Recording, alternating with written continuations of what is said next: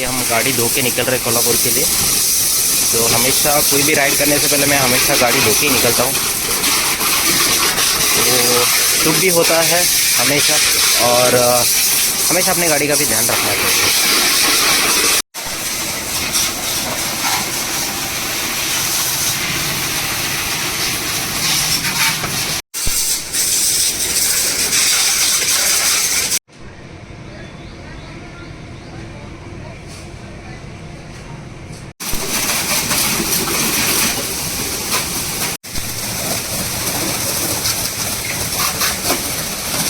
हमारी गाड़ी तो ऐसी ही है, एक दिन ऐसी भी आएंगी, और ये भी कोई कम नहीं है।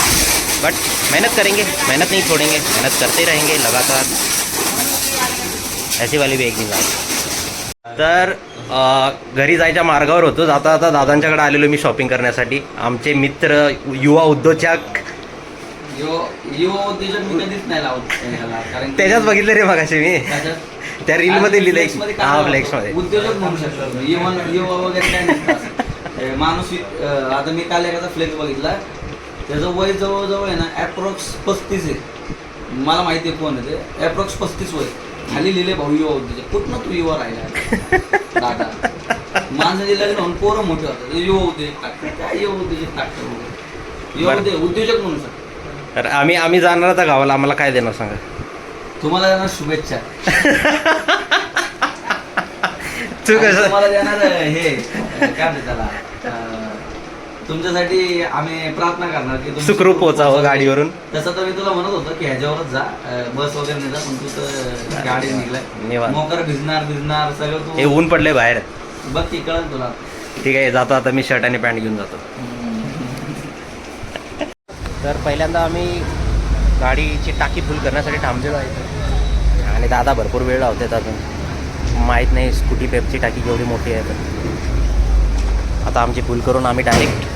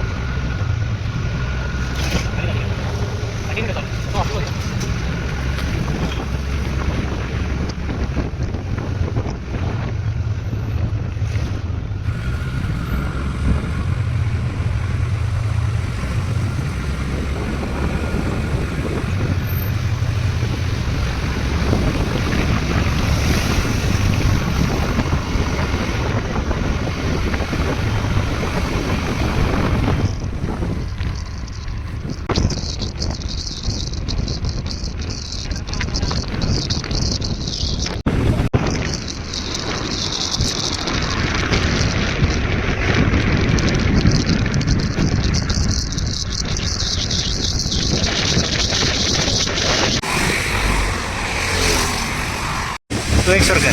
हे काय अकियो से गोली मारे मागणं कोणी पप्पी दिला थोडं कसं डोळं बाहेर आलं थोडकी. अकरा तो बकरा दिसायला लागला, अकरा तो बकरा. त्यामुळे गाडी निवांत पळवा. पोपटांचा झुंड बघा, पोपटांचा झुंड येताना रस्त्याला दिसत नाही आम्हाला.